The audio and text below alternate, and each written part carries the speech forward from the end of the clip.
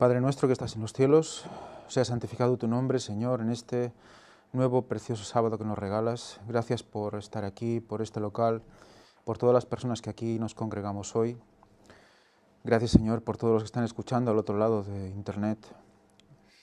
Te pedimos que estés con todos aquellos que aún están en camino para que lleguen a tiempo. Los bendigas, Señor. Te pedimos que estés con nosotros esta mañana, que abras nuestros corazones, que tanto los que dan como los que reciben estén en tu espíritu, que tu Santo Espíritu esté aquí entre nosotros para que esto sea edificación para toda la Iglesia. Señor, te lo pedimos todo en el nombre santo de Jesús y te pedimos perdón por todos nuestros pecados. Amén. Amén. Amén. La lección de hoy se titula Para que sean uno. Basada sobre todo en el capítulo 17 de Juan, el cual iremos leyendo poco a poco. El versículo para memorizar que nos recuerda la lección en el sábado es: Mas no ruego solamente por estos, sino también por los que han de creer en mí por la palabra de ellos, para que todos sean uno, como tú, oh Padre, en mí, y yo en ti, que también ellos sean uno en nosotros, para que el mundo crea que tú me enviaste. Fijaros, aquí habla Jesús, y pone como condición que para que el mundo crea que el Padre envió al Hijo, nuestro testimonio. Si el mundo no creerá que Dios, Padre, envió al Hijo, si nosotros no somos uno con ellos. Eso implica toda una serie de cosas, implica toda una serie de actos, toda una serie de características de nuestra persona, de nuestro carácter, que va a hacer que la gente crea que el Padre envió al Hijo. Más adelante, en el párrafo final del sábado, nos recuerda esta oración del capítulo 17, en la cual ora por él, ora por sus discípulos y también por todos aquellos que creían a través de los discípulos. O sea que ora por todos los que van a recibir el Evangelio y lo aceptan. Y dice así, dice en el núcleo de esta oración, está la preocupación de Jesús por la unidad entre sus discípulos y por los que más adelante creerían en él. Y cita Juan 17, del 9 al 10, dice: yo ruego por ellos, no ruego por el mundo. Es muy interesante esto, ¿eh? Esto ya se habló en la paz de Dios, ¿eh? Pero bueno, haremos un repaso en esta lección. Sino por los que me diste, porque tuyos son, y todo lo mío es tuyo, y lo tuyo mío, y he sido glorificado en ellos. Entonces, ¿Cristo oró por el mundo, o sea, por todo el mundo? ¿O no oró por todo el mundo? Está claro que lo cita, pero entonces, ¿todo el mundo puede acceder al cielo? Sí, ¿no? Puede. Todo el mundo puede. ¿Pero todo el mundo va a acceder al cielo? No. Entonces, claro, ¿quiénes son los míos, ¿no? Dice los que me aman, ¿no? Y guardan mis mandamientos, ¿verdad? Hay una serie de condiciones las cuales tenemos que buscar, tenemos que cumplir, para que esa oración sea manifiesta en nosotros. Nosotros debemos reclamar esa oración, pero no podemos reclamarla sin más. Tenemos que dar unos pasos, hacer unos cambios en nuestras vidas. Si no, no estamos dentro de esa oración. No estamos bajo las alas, ¿no? Recordad cómo habla de Jesús como ese águila, ¿no?, que extiende sus alas y cubre a sus polluelos, ¿no? Dice la lección más adelante, en el último párrafo ya, acabando, dice: ningún debate significativo sobre la unidad de la Iglesia puede ser cabal sin prestar cuidadosa atención a esta oración. ¿Por qué y por quién oraba Jesús? ¿Qué significa su oración para nosotros hoy? Eso es lo que vamos a analizar en la lección de esta semana. Nos dice la lección del domingo que la oración está como dividida en tres partes. Una parte en la cual Jesús ora por sí mismo, porque sabe lo que ha de venir, lo que va a sufrir. Otra es que ora por sus discípulos, los que están escuchando en ese momento. Y otra que es por todos aquellos que creerán a través de ellos, ¿no? Vamos a ir leyendo Juan 17, nos cita la lección del 1 al 5. Si quieres, Giuseppe, empezar, podemos empezar a leer Juan 17.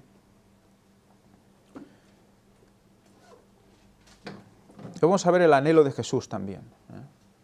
¿Qué es lo que él sentía en ese momento?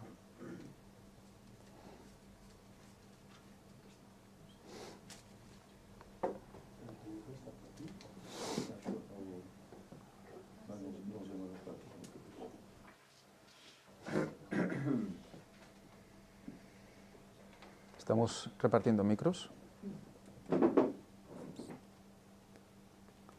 ¿Leemos? Sí, Juan 17, del 1 al 5.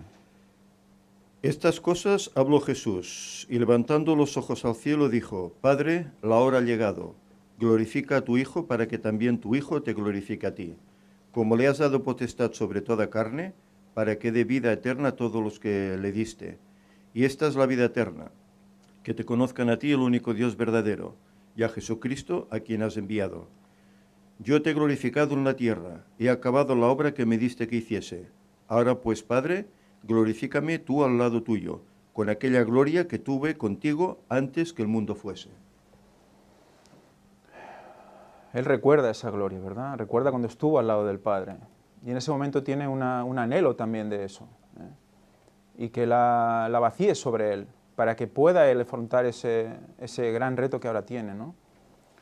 Y sobre todo, quedarnos con el 17.3, ¿no?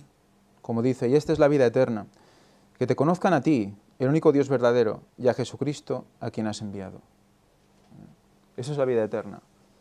Entonces podemos decir, bueno, yo conozco, sé de Jesús, sé del Padre, entonces ya la vida eterna ya es para mí. Pero hay toda una serie de cosas, una serie de doctrina, toda una serie de enseñanzas que son necesarias para que tú realmente conozcas al Padre, y conozcas al Hijo, y conozcas el rol que tienen, y conozcas pues la profecía, y conozcas todo lo que está predispuesto para ti, para tu vida y para el mundo, ¿no? Todo eso hace que tú conozcas realmente a Dios. Y recordemos cómo esa connotación de conocer a Dios, lo volvemos a repetir, tiene que ver con esa unión que tiene hombre y mujer en el matrimonio. O sea, que es íntima, son uno, ¿no? Como los define en Génesis. Entonces, realmente conocer a Dios es ser uno con Él, y es lo que estamos viendo en la lección.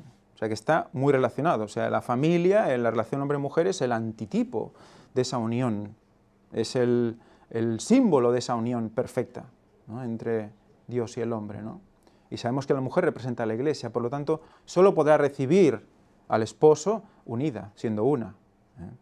Solo va a conocer Dios a una mujer. Eso es importante. La lección del domingo, más adelante en la segunda mitad, cuando habla de precisamente de este capítulo, perdón, este versículo. Dice, ante todo, Jesús nos dice que la vida eterna consiste en conocer personalmente a Dios. Esto no es salvación por obras ni por conocimiento, sino que es la experiencia de conocer al Señor por lo que Jesús ha hecho por nosotros en la cruz. Evidentemente, las obras no te salvan y el conocimiento no te salva, pero sin obras y sin conocimiento te pierdes. Eso supongo que todos lo conocemos, lo asumimos, ¿eh? El conocimiento no te salva, pero sin él te pierdes. Las obras no te salvan, pero sin ellas te pierdes. Porque hay una consecuencia. No sirve solo creer, hay que actuar, hay que vivirlo, ¿eh? Y si vivimos todos en la misma dirección, vivimos todos en el mismo sentir, en el mismo espíritu, entonces todos seremos uno. Esa es una condición, es una unidad condicional, no es una unidad porque sí, ¿eh? Es lo que tenemos que conocer y tener claro para poder ir entendiendo la lección. Seguimos. Dice, este conocimiento que se canaliza a través de una relación personal con el Padre. Es una expresión que es interesante, es lo que estaba expresando antes, ¿no? Cuando hablamos nosotros de relaciones personales, ¿no? Cuando tienes una relación con alguien, es una relación personal, íntima con alguien, ¿no? Y esta relación tiene toda una serie de dificultades, ¿no? ¿Verdad? Hay que convivir, ¿verdad?, con esta persona. Evidentemente, convivir con Dios no es lo mismo, ¿no? Él lo va a hacer todo bien, ¿no? Y tú puedes errar y la otra persona puede errar y tenemos que como equilibrarnos y comprendernos, ¿no? Nuestra tendencia humana es limitar el conocimiento a hechos y detalles, pero aquí Jesús apunta a algo más profundo y satisfactorio, una relación personal con Dios. El primer advenimiento de Jesús también tuvo el propósito de guiar a la humanidad en su búsqueda de un conocimiento más significativo y salvífico de Dios, y de la unidad mutua a la que conducirá ese conocimiento. Es evidente que Dios entra en nosotros a través del Santo Espíritu, entonces somos uno con Él. Cuando somos partícipes de su divinidad, entonces somos uno con Él. Es muy interesante esto. Cuando Él te utiliza y te hace partícipe de cualquier de las cosas que quiere hacer en tu vida, y la que tienes que hacer en el ministerio, o la que tienes que hacer, o de conocer todo lo que está pasando a tu alrededor, te hace partícipe de la profecía, te hace partícipe, ¿no?, de su divinidad, de su providencia, ¿no? Te hace comprender cuál es tu futuro, qué es lo que necesitas para vivir. Todo eso te hace partícipe. Recordamos cómo Elena White lo relaciona con la naturaleza, ¿no? ¿Dios puede hacer germinar las semillas por sí mismo o no? Puede, ¿verdad? Y puede hacer un árbol solo con decirlo, ¿verdad? Ya lo hizo una vez. Entonces, ¿por qué es necesario que vaya el hombre y riegue para que la semilla germine? Pues simplemente porque nos deja un trocito de espacio para nosotros, para que nosotros nos sintamos útiles en la obra de Dios. Y eso es una total misericordia de Dios para con nosotros. Es como ese niñito que quiere aprender a hacer algo y tú haces todo, pero dejas una parte para que tu hijo la haga por sí mismo. Entonces el niño, ¿qué hace? Coge confianza, ¿verdad? Y sabe que está haciendo la voluntad ¿de quién? De su padre o de sus padres, ¿no? Es bonito. Y es como realmente en la White dice que debemos ver la relación padre-hijo. Cuando tú tienes un hijo, cuando comprendes más realmente, ¿no? Cuando Enoc tuvo hijos, dice, es cuando realmente comprendió, ¿no?, lo que el padre estaba pasando, ¿no? Siempre nos deja una porción. Y esa porción la tenemos que hacer con fidelidad. Hay que hacerla con fidelidad y hay que hacerla al 100%. Y sea lo que sea, aunque sea una pequeña parte, Dios la puede hacer, pero quiere que la hagas tú. Es muy interesante. Además, bueno, ahora me viene en mente la película aquella del soldado aquel que en la Primera Guerra Mundial explota una bomba, ¿no?, y queda totalmente incapacitado y no puede hacer obras porque queda sin brazos, queda sin ojos, queda postrado en una cama, ¿no? Pues imaginemos al ser humano que solo pudiese pensar y sentir, ¿no?, pero no pudiese obrar. Sería realmente, en fin... traumático, ansiedad, totalmente, sí. O sea, sería incapaz de encontrar la felicidad, sí. Entonces, ¿no? El trabajo es tan importante, ¿no? Me gustaría recordar en esto concretamente, hay un artículo científico que habla de cómo la relación sexual entre hombre y mujer, que básicamente es lo que cuando en la Biblia habla de cuando Adán conoció a Eva o María no conoció varón, no significa que no conociera a ningún hombre, evidentemente, sino que no tuvo relaciones con nadie. Hay artículos científicos que hablan de cómo esa relación sexual hace que parejas sexuales masculinas de una mujer dejen dentro de esa mujer una serie de rastro. Parece ser que han encontrado ese rastro en el cerebro de la mujer. Eso hace que a nivel genético incluso esa mujer quede, la palabra sería pues influenciada por esa relación. Y parece ser que cuando tiene hijos, sobre todo la primera relación que tiene es la que influye más en la genética de sus hijos. Eso se ha demostrado con moscas, se ha demostrado con ratas, y realmente es interesante. Fijaros cómo, si lo llevamos al punto, digamos, espiritual, ¿no?, de mujer-hombre, Cristo-Iglesia, cuando nosotros empezamos a experimentar con otros Cristos, nosotros nos llevamos una parte de eso. Y esa parte se queda en nuestro cerebro, y la vamos llevando y arrastrando, y eso nos sigue y nos persigue y hace que cometamos muchos errores. Cuando encontramos la verdad, tenemos esa lucha con todos aquellos dioses que aún dejaron rastro dentro de nosotros, ¿no? Por eso como decía Javi, yo realmente admiro a aquellos que están en la Iglesia, que han sido siempre de la Iglesia y que aún continúan siendo de la Iglesia, ¿no? Y que están en lo correcto, ¿no? Pues realmente mantenerse es importante, pero es que tienen ellos todas las posibilidades para hacerlo, lo tienen mucho, digamos, como más favorable, y tendrían que agarrar eso como una bendición, ¿no? Porque muchas personas han tenido que pasar por muchas situaciones para conocer a Cristo realmente, ¿no? Entonces esa unión implica eso. La Iglesia y Cristo, cuando Cristo entra en la Iglesia, realmente la marca, le da un sello que está dentro de esa Iglesia. Como individuos y como Iglesia realmente estamos identificados por Cristo. Y cuando la gente ve a la Iglesia, cuando la gente nos ve, realmente dice, el Padre envió al Hijo. Es lo que estaba diciendo el versículo, ¿verdad? Estamos dando testimonio, porque hay parte de Dios, somos partícipes de su divinidad. Fijaros como a nivel biológico todo tiene un sentido, igual que a nivel espiritual y a nivel natural, como hemos visto en la naturaleza, ¿no?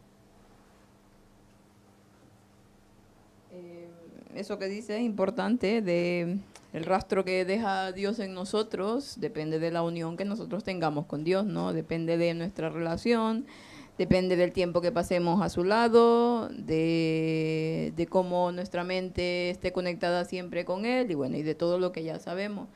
Entonces, claro, el testimonio que nosotros podemos dar a la gente es un sermón, el sermón más importante que podemos predicar en nuestra vida. Si Cristo ha estado, nosotros hemos estado en esa unión estrecha con Dios, obviamente nuestras obras lo demostrarán, ¿no?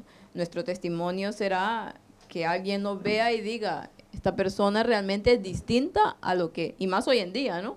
Más hoy en día que el mundo está como está y el mundo es como es, y tantas influencias y tantas cosas que hay alrededor. Entonces, la importancia de que nuestro tiempo esté siempre lo más posible con Cristo. Aunque estemos en el trabajo, aunque estemos nuestra mente conectada con el Creador, ¿no? Porque es la forma de cómo todas nuestras tendencias, todas nuestra voluntad, todo lo que nosotros somos, incluso nuestros sentimientos, nuestras emociones, van a irse cambiando. Y es la única forma de cambiarla, porque por nosotros mismos no podemos. Entonces, si nosotros no pasamos ese tiempo con Dios que deberíamos de estar, y pasamos más tiempo en otras cosas, incluso en cosas cotidianas de nuestra vida, que claro debe de estar, pero que nuestra mente siempre tiene que estar conectada con Dios, ¿qué va a ver la gente afuera? ¿Qué van a decir? Que se dice cristiano y se comporta como se comporta. Entonces el testimonio nuestro es mucho más importante que las muchas palabras que podamos decir. Y luego recordar, el Espíritu Santo va a limpiarnos, el Espíritu Santo va a hacernos nacer de nuevo. Evidentemente vamos a tener una serie de, digamos, taras espirituales que nos van arrastrando, ¿no? Que nos vamos arrastrando durante toda la vida, pero el Señor nos promete nacer de nuevo, ¿ya? Y igual que Juan tenía muchos defectos, dice Elena White también, pero dice que los escondía en Cristo, se conocía y los escondía en Cristo, ¿no? Yo estaba pensando, ahora cuando se habla de lo que es ser partícipe de su divinidad, por ejemplo, de la costumbre que sabemos que igual es algo secundario, ¿no? Pero que hoy ya no se da, o cada vez se da menos, de que la mujer tome el apellido del marido, ¿no? Es decir, y cuando una mujer se casa, por ejemplo, con un hombre de una quizá posición más elevada, es que se hace notorio el cambio. Y la gente reconoce que se ha casado, lleva su apellido, lleva su impronta, ¿no? Entonces, la gente tiene que reconocer en nosotros algo diferente. Tiene que reconocerlo. Y nosotros también es una forma de evaluarnos a nosotros mismos individualmente y como iglesia, si estamos llevando esa impronta de Cristo, si estamos llevando ya su apellido, si la gente se tiene, como dice, y ellos vieron que habían estado con Jesús, ¿no? Cuando repite la Biblia de sus discípulos. Y eso también nosotros es una forma de evaluarnos a nosotros mismos si la gente ve algo diferente o no. Si no, es que no estamos participando realmente, solo de la boca para afuera. Sí, realmente es así. Hay una cita de Elena White que dice: fije el pecador arrepentido sus ojos en el Cordero de Dios que quita el pecado del mundo y contemplándolo irá cambiando. Me encanta cómo lo expresa, ¿eh? Pero muchas veces nos desesperamos, ¿no? Es lo que decía ella, ¿no? Sí, Contemplar a Cristo y poco a poco irás cambiando. y nos desesperamos porque, claro, nuestra humanidad lo que ve es lo que ve, es lo que está ahí enfrente y es muy difícil ver lo contrario, ¿no? Porque somos de eso, somos humanos, pero que Dios tiene para con nosotros mucha misericordia y mucha paciencia. Y aparte de lo que decíamos antes, ¿no? No todos somos iguales. No todos tenemos la misma tipo de mente. Ayer precisamente encontré una cita de Elena White, que la voy a leer, que dice que no todas las mentes están por naturaleza constituidas de igual manera. Tenemos diversas mentes, algunos son fuertes en ciertos puntos y muy débiles en otros. Y estas deficiencias tan aparentes no necesitan ni debieran existir, dice. Si los que la poseen fortaleciesen los puntos débiles de su carácter, cultivándolos y ejercitándolos, llegarían a ser fuertes. Es la importancia de conocernos a nosotros mismos, saber nuestros puntos débiles, saber nuestros puntos fuertes. Y entonces no tenemos que trabajar en esos puntos fuertes porque ya lo somos, ¿no? Pero sí con más ahínco y con más dedicación en esos puntos débiles que sabemos que ahí flaqueamos. Es donde más debemos de poner nuestro empeño, nuestra voluntad. Entonces, que no nos desesperemos, no todos somos iguales, no todos toman el evangelio de la misma forma, ni van en ese transitar en el mismo tiempo. Hay personas que les dicen las cosas y en un 2x3 hacen los cambios, ¿no? Porque sus personalidades son distintas, pero hay otras que hay que estar con cuidado porque son más lentas, son más lentas. Y así, y en la viña del Señor hay de todo un poco, pero sí debemos de tratar de conocernos a nosotros mismos y buscar cómo la forma de poder ejercitar y cultivar esas partes débiles que tenemos. Exacto. Y bueno, y sobre todo la lucha no la planteemos como una lucha personal, una lucha con tus propias armas, yo voy a hacer esto, hacer lo otro para mejorar este carácter. Es la sumisión y es el rendirse a Cristo, la lucha realmente. La realmente victoria es decir que tú no puedes con ese defecto. Eso es la verdadera victoria. Entonces tú descansas de eso. Y es luego Dios, mediante su Espíritu, el que hace cosas en ti. Y luego tú las vas a ir viendo. Y a lo mejor tú no las ves, pero los demás sí las van viendo, ¿eh? O sea, hay que confiar y hay que tener fe en que eso va a ir solucionándose. Dice Elena White, debemos dar gracias por esa bendición, aunque no lo hayamos recibido. Ese ejercicio os lo recomiendo. Os lo recomiendo personalmente. Darle gracias por la bendición en el momento que le estáis orando por algo. Vais a ver cómo algo cambia en vosotros. Yo lo he experimentado y la primera vez parece que no, pero conforme lo vas haciendo, vas acostumbrando tu mente a que el Señor ya te está contestando y que se va a manifestar en el momento adecuado, de la manera adecuada para ti mismo. Si nosotros sabemos que Dios nos escucha, pues algo hace con nuestra oración, ¿no? Si nosotros tenemos un Padre, digamos, normal, ¿no?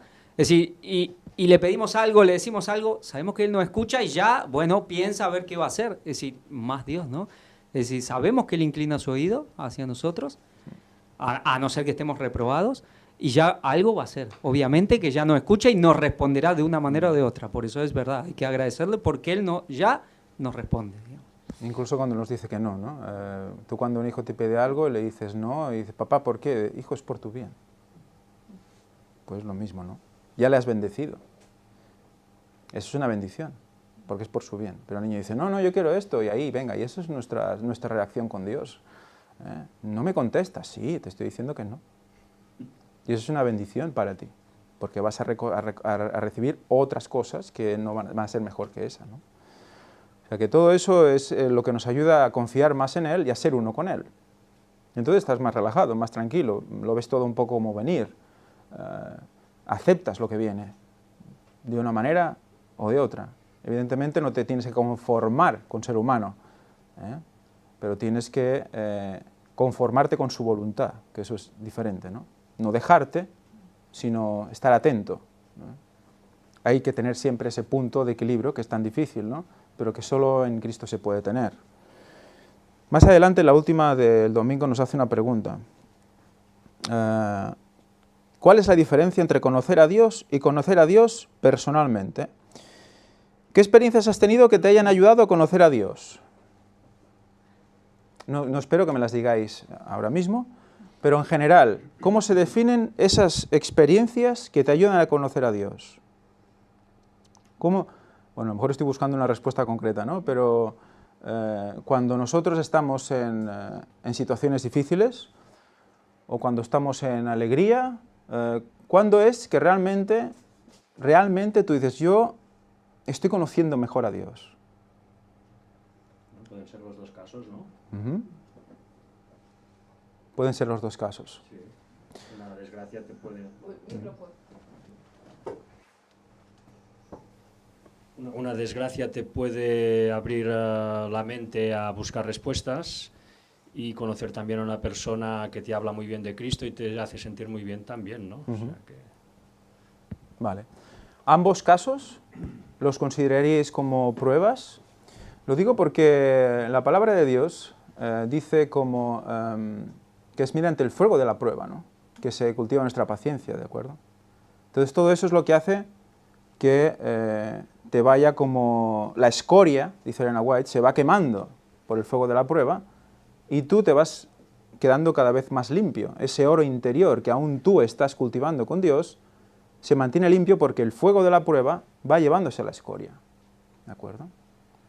Bueno, de hecho, también ayer puse una cita ahí en el grupo que hablaba de que la disciplina, bueno, hablando de la disciplina de Dios, puede entenderse también como las pruebas, llevan al ser humano a tener ese equilibrio mental que tanto necesitamos. O sea, hablaba de que Dios, por medio de la disciplina y de lo que los hizo pasar al pueblo de Israel, pues si ellos hubiesen hecho caso de ello y hubiesen dominado sus apetitos y todo lo que Dios les demandaba, pues hubiesen tenido una mente equilibrada, no solamente ellos, sino que las generaciones posteriores, y una clara percepción de las verdades para ese tiempo, ¿no? Entonces, claro, el ser humano, ¿cuándo se acerca más a Dios? ¿Cuando está en bonanza o cuando está en dificultades? Claro que no debería ser así, deberíamos de acercarnos a Dios en todo tiempo, pero por regla general, por cómo somos, necesitamos más a Dios cuando estamos en esos momentos tan afligidos, tan perturbados. ¿Por qué? Porque no vemos otra solución. Es cuando empezamos a desconfiar de nosotros mismos y a decir, es que aquí el único que me puede ayudar es Dios, y nos empezamos a acercar, más oración, más todo. Entonces, por medio de esas pruebas, es como Dios utiliza eso para poder hacernos mejor y para poder llevar a ese ser humano semejante a Cristo. Y el resultado de esas pruebas acaba siendo una bendición. Y ahora, esa bendición... no he visto el micrófono, disculpa. No, es que, dime. Digo que esto de la experiencia personal, que es, claro, imprescindible, pero hay que ir también con un poco de cuidado porque también tiene su falsificación, ¿no? Es verdad que, es decir, uno necesita ver ese brazo de Jehová, esa mano de Dios en la vida. Pero mira, yo lo que quería comentar, por ejemplo, el mundo generalmente evangélico, ellos hablan mucho y te preguntan, ¿has tenido un encuentro con Jesús? Y ese encuentro, fíjate con lo que tiene que ver con la relación íntima, ¿no? La relación íntima es una relación también placentera, ¿no? Generalmente ese encuentro se basa, y la evidencia es en una sensación de placer. De pronto viene algo, un aire, un espíritu, que es el Espíritu Santo, y da una sensación. Y ese es el encuentro, esa es esa comunión. Exacto. Pero en cambio yo creo que la experiencia personal tiene dos caras, es una moneda de dos caras. Primero está con la Biblia, tener esa experiencia con la Biblia, para que cuando pasen las cosas y venga esa mano invisible, uno sepa que es de Dios, porque está en la verdad. Y generalmente tampoco siempre te lleva a cosas de placer, A veces justamente es una restauración del carácter o una salvación en un problema de tribulación, de angustia, donde te llega esa paz, digamos, pero no simplemente, porque el hecho es cuando se buscan sensaciones, ¿no? Y eso, a ver, tiene que ver con el tema de la relación cuando se cae en la fornicación, ¿no? Que se buscan sensaciones, se busca excitación y se busca un puro placer. Y ahí hay que tener ojo de realmente cómo es y qué tipo de experiencia personal estamos buscando con Jesús. Y primero tiene que estar en la Biblia, y cuando sabemos que estamos bien, ¿no? Ver, ahí sí necesitamos sentir la presencia de Dios, de que nos saca de los problemas, nos da la paz y nos salva día a día. Y nos da victoria sobre los pecados. Cuando uno logra victorias, eso sí que realmente se disfrutan también, ¿no? Entonces, la relación matrimonial, por lo que estás explicando, ¿no? Volvemos otra vez a lo mismo, ¿no? Es muy interesante esto, porque la idea era debatir sobre esto, porque vas a llegar siempre a la misma situación. Una relación matrimonial o una relación de fornicación, ¿vale? Siempre vamos ahí, o sea, una relación duradera, una relación definitiva, eterna, o una relación sensacional que se acaba pronto, ¿no? Y que buscas otra luego, que te dé algo igual o superior al anterior. Por lo tanto, si nosotros definimos nuestra relación personal con Dios y la comparamos con una relación de pareja y vemos las características que tendría que tener, vamos a ver que son como muy parecidas, ¿no? Tenemos que tener confianza. Si no hay confianza, ya no hay una relación personal afectiva correcta, ¿no? Fidelidad. Si no hay fidelidad, tampoco hay una relación ni con Dios ni con tu pareja. Amor, evidentemente. Complicidad, respeto. Conocer nuestro rol y conocer a la pareja. Aparte de muchísimas cosas, ¿no? Otras. Pero eso tiene que ver con la relación con Dios. Por eso esa familia es el antitipo de la familia del cielo. Por eso la familia de la Iglesia también es antitipo de la familia del cielo. La familia que nosotros formamos, Padre, Madre, Hijo, con Padre, Hijo, Espíritu Santo, son tres, digamos, participantes, ¿no? Que están haciendo algo, que están imitando, bueno, que están mostrando algo cuando tú te casas y tienes un hijo. Además, recordemos cómo ese Espíritu Santo tiene la ruaj, ¿no? Es ese concepto femenino.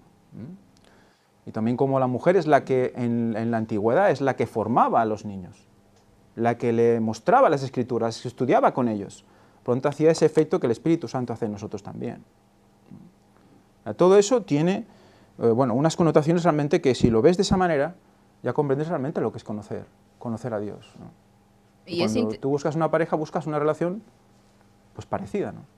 Es interesante porque, bueno, lo que estás diciendo, se me vienen muchas cosas a la cabeza, no las vamos a decir todas aquí, pero que esa paralelismo que hay con Cristo, su iglesia, hombre y mujer, las características y las, ¿cómo le diría? Las características y las responsabilidades de cada uno. Vemos que la Biblia define a la mujer como frágil, ¿no?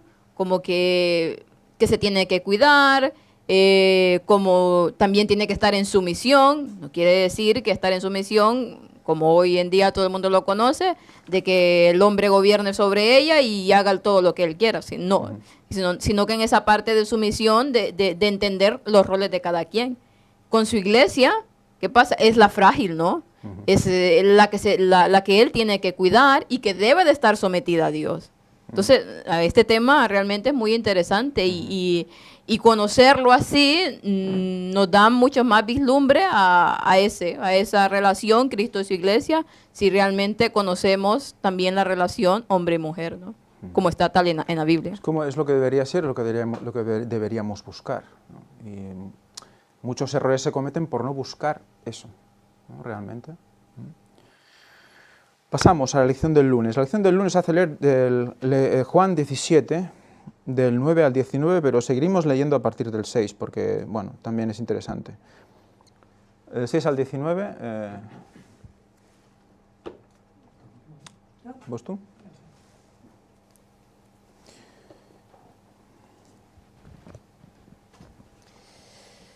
He manifestado tu nombre a los hombres que del mundo me diste. Tuyos eran y me los diste, y han guardado tu palabra. Fijaros, he manifestado tu nombre a los hombres que del mundo me diste. Ya no dice a todo el mundo otra vez, fijaros, a los hombres que del mundo me diste he manifestado tu nombre. ¿Por qué? Porque es cuando realmente se conocen, entonces puede manifestar su nombre. Si no hay relación, no puede manifestar su nombre en ellos. Su nombre es su sello, ¿no? Sigue, por favor. Ahora han conocido que todas las cosas que me has dado son de ti, porque las palabras que me diste les he dado, y ellos las recibieron, y en verdad han conocido que salí de ti, y han creído que tú me enviaste. Fijaros, Y ahora pasamos a otro plano. Que no es solo el hecho de la experiencia personal, sino que la palabra. La palabra que tú me diste, yo la he dado a conocer. Y entonces por esa palabra han conocido que salí de ti. Por lo tanto hay más cosas. Lo que decíamos, no es esa relación sensacional con Dios, sino que hay algo que va a definir también literalmente lo que nosotros debemos ser y cómo debemos ser. Y a la hora de tomar decisiones sabremos qué debemos hacer, porque está escrito. Aunque vaya en contra de nuestras sensaciones y sentimientos. Eso es actuar por fe. Yo ruego por ellos, no ruego por el mundo, sino por los que me diste, porque tuyos son. Y todo lo mío es tuyo, y lo tuyo mío, y yo soy glorificado en ellos. Aquí entramos en el concepto de la predestinación. ¿Somos predestinados? ¿Hay predestinación? ¿No hay predestinación? ¿No? Hagamos lo que hagamos, ¿vamos a llegar al mismo sitio? No. Pero sí que en Cristo estamos predestinados ¿a qué? A ser suyos. En Cristo estamos predestinados a la salvación, a ser uno con Él. Es nuestro destino y no hay vuelta de hoja. Si nosotros estamos con Él, predestinación, salvación. Sigamos, por favor. Y ya no estoy en el mundo, pero estos están en el mundo, y yo a ti vengo. Padre Santo, a los que me has dado, guárdalos en tu nombre, para que sean uno, así como nosotros. En algunas versiones dicen una misma cosa. Ser uno, ser una misma cosa. ¿De acuerdo? Cuando estaba con ellos en el mundo, yo los guardaba en tu nombre. A los que me diste, yo los guardé, y ninguno de ellos se perdió, sino el hijo de perdición, para que la escritura se cumpliese. Fijaros, es muy bonito este versículo. Es realmente hermoso. Cuando lo estás leyendo, dice, está orando al Padre, ¿no? Y está diciéndole por sus discípulos, Padre, yo ahora no estaré. Yo lo estaba guardando, lo estaba cuidando, y ahora no estaré. Por favor, cuídalos tú ahora. Es una preocupación real por los discípulos. Es realmente hermoso. Y cuando dice que ninguno se perdió, ninguno se perdió, está claro que está hablando de un grupo concreto, no de todo el mundo, sino de los que le conocieron. Ninguno se perdió. ¿Sino quién? El hijo de perdición. ¿El hijo de perdición lo conoció? Aparentemente no, porque al final... Es muy interesante esto porque muchas veces podemos pensar, ¿no?, que estamos ahí a tope, ¿no?, que estamos en el grupo correcto, en el ministerio correcto, y luego resulta que hay algo que nos desvía de alguna manera y no somos conscientes. Vemos una cosa, pero realmente creemos otra y vamos por ese camino, aunque veamos que no es correcto, pero algo nos impele y es que estamos acariciando algo, ¿no? Y aquí Judas representa esto. Él eligió el mundo por su propio bien, hay que decir por su propia voluntad. Él eligió traicionar la unidad. Él lo eligió. Entonces, fijaros, si nosotros queremos, ninguno se va a perder. Es una promesa. Seguimos, por favor. Y ahora vengo a ti y hablo estas cosas en el mundo para que tengan mi gozo cumplido en sí mismos. Yo les he dado tu palabra y el mundo los aborreció, porque no son del mundo, como tampoco yo soy del mundo. ¿Qué hace la palabra entonces? La palabra nos aparta del mundo. ¿Y dónde nos mete? En Dios, ¿no? Nos aparta del mundo para conocer a Dios. O sea, sin el texto, sin la palabra, que es el verbo y es Cristo mismo, no vamos a Cristo, no es de Cristo a Cristo, ¿no? Porque forma parte del mismo, ¿no? Sigamos. No ruego que les quites del mundo, sino que los guardes del mal. Fíjate, ¿eh? Claro, si no nos vamos ¿cómo vamos a llegar a los demás si salimos del mundo? Nos coge a todos y nos salva, ¿y los demás qué? ¿Dónde está? ¿Han tomado su decisión ya? Entonces hay que llegar a los demás. Por eso él ora luego por todos aquellos que creerán por ellos, ¿no? Dice, y no podemos salir del mundo porque hay mucha gente a la que llegar, hay mucho trabajo que hacer. No son del mundo, como tampoco yo soy del mundo. Santifícalos en tu verdad. Tu palabra es verdad. Como tú me enviaste al mundo, así yo los he enviado al mundo.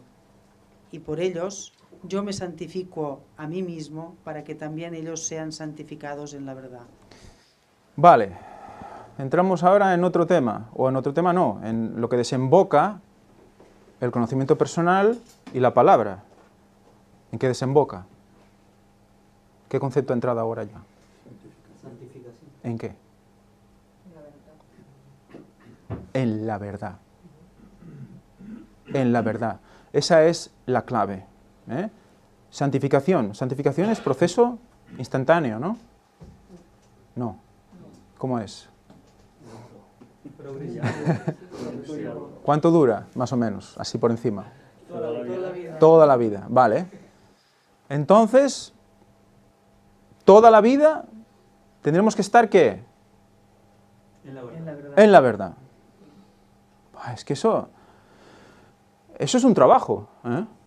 Eso implica palabra, implica conocer a Dios, implica relacionarse con Él, en oración, saber qué es la fe, qué es la bendición, disfrutar ambas cosas, en los momentos difíciles estar ahí, en los momentos buenos también, pero sobre todo la lectura, saber qué es verdad, eso es lo que realmente hace que seamos santificados.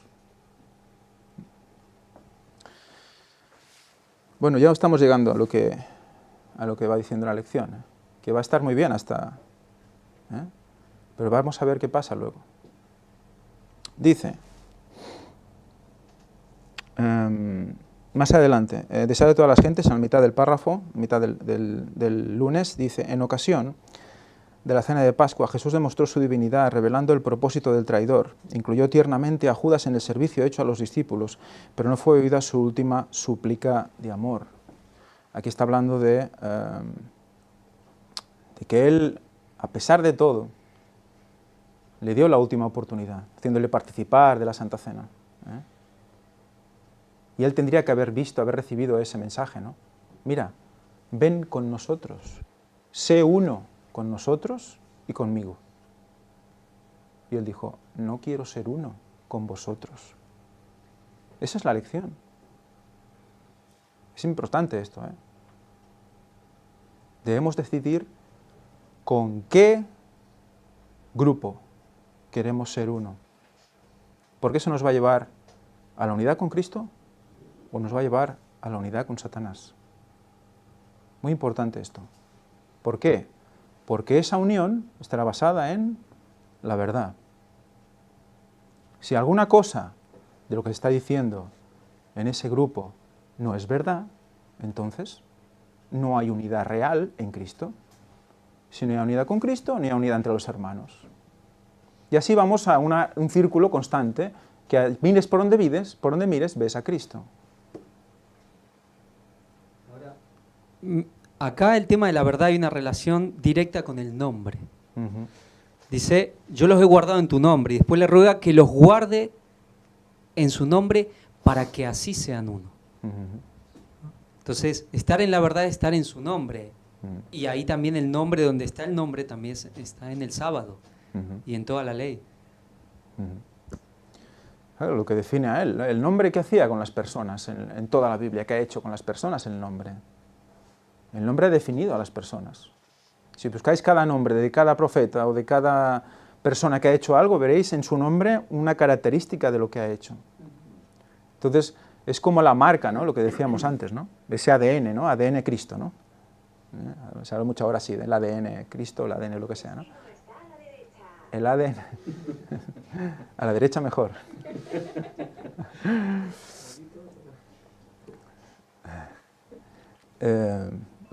Ya me he liado, ¿ves? El ADN. Es igual. Interesante Eso cómo- sí, la marca. Sí. ¿Y Bueno, cómo? que te define. Si tú cambias tu nombre, lo que decía, te doy un nombre nuevo, ¿no? Es muy interesante, ¿no? Porque realmente cuando haces eso cambias tu ADN realmente, ¿no? Fijaos como la mujer cambia parte de su composición genética incluso cuando recibe las células del hombre, ¿no? O sea, fijaros, todo esto también tiene su punto, ¿no? Parece que el nombre va más allá de un simple símbolo, ¿no? Es algo que influye. Sí, es como... Habla. Bueno, habla otra vez. No, esto del nombre que es encierra como un misterio también, ¿no? Porque parece que va más allá del símbolo. En la Biblia sale mucho el engrandeceré tu nombre o quisieron hacerse un nombre, ¿no? Los de Babel. ¿Cuándo le ponen el nombre al niño? ¿Cuándo le ponen el nombre a una persona? Cuando nace, ¿no? Sí, sí. Si el nombre es antes que sus hechos, ¿qué es el nombre? Si el nombre es antes de lo que va a venir, ¿qué es el nombre? Cuando Dios nos revela algo para que antes de que suceda, creáis que sucede, ¿qué es? Una profecía. Entonces, cuando nosotros estamos en Cristo y su nombre es lo que reflejamos, la profecía es que vas a ser salvo. Porque ya no es tu nombre, es el nombre de Dios. Pues en Él eres salvo, en su nombre eres salvo. Porque todas las características que aporta ese nombre están aplicadas en ti en su muerte. Pero es como esto de que se comentaba antes, una mujer, por ejemplo, que sí se casa con un hombre muy poderoso, muy influyente, es que el nombre de su apellido la protege. La protege. Ahora, ¿qué nos pasa a nosotros como iglesia? Nosotros estamos protegidos en el nombre, si llevamos ese apellido, pero que si estamos en la verdad. ¿Qué pasa cuando nos empezamos a... ¿Qué pasa si esa mujer, que sí, la protege porque su marido es, pero empieza a mirar a otros?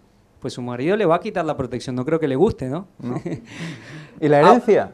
Y la herencia. ¿Pero qué nos pasa a nosotros también?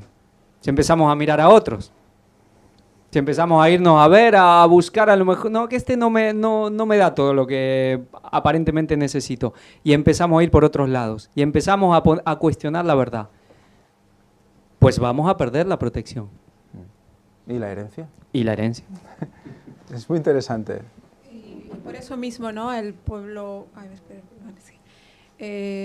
judío, cuando Dios le dio, ¿no? el mandato que ellos llevaran el evangelio y que se expandieran, ¿no? Pero ellos no obedecieron porque se fueron, pues, siguiendo a otros dioses. Entonces, ¿qué es lo que hizo por amor a ese pueblo pequeño que aparentemente era insignificante, ¿no? ¿Qué hizo? Pues lo tuvo que emplear, pues, llevándolos en cautiverio a Babilonia, ¿no? Y el mismo Daniel, ¿no? José, que tuvo que pasar todo eso para que él realmente pudieran todos ellos reconocer al verdadero Dios, ¿no? Reconocer a su verdadero esposo, ¿no? Porque estando con él no les faltaba nada y vemos tantas luchas que cuando estaban con Dios ellos siempre salían vencedores, ¿no? Porque ellos en realidad no tenían, dice que no tenían ni armamentos sofisticados en ese tiempo para poder ganar una lucha, sino que las batallas las hacía directamente Dios. Entonces, pienso que es lo mismo, ¿no? Ahora Dios nos ha dado a este pueblo, en realidad al pueblo adventista, les ha mostrado la verdad para este tiempo, pero ¿qué pasa hoy en día? También hay otros dioses, ¿no? En el mundo, los dioses del mundo, las riquezas, y se van en pos de esos dioses. ¿Y qué es lo que está haciendo Dios entonces? Dios de alguna manera está usando métodos para que su pueblo esté más afianzada, ¿no? Entonces, por eso hay divisiones, por eso hay las iglesias se rompen. En este caso estaríamos hablando del pueblo que está en la verdad, ¿no? Entonces, ¿quién realmente está exaltando y reconociendo a ese Dios verdadero que es, ¿no?, el mensaje del cuarto ángel, reconociendo realmente, ¿no?, a ese verdadero Dios, ¿no?, y a quién lo está llevando? Es nuestro deber descubrirlo. Sí, así es. Fijaros la pregunta del final, bueno, antes el último párrafo. La santificación o consagración de los discípulos en la verdad también es indispensable para el servicio. La obra de la gracia de Dios en el corazón de los discípulos los transformará. Pero si han de dar testimonio de la verdad de Dios, ellos mismos deben ser transformados por esa verdad.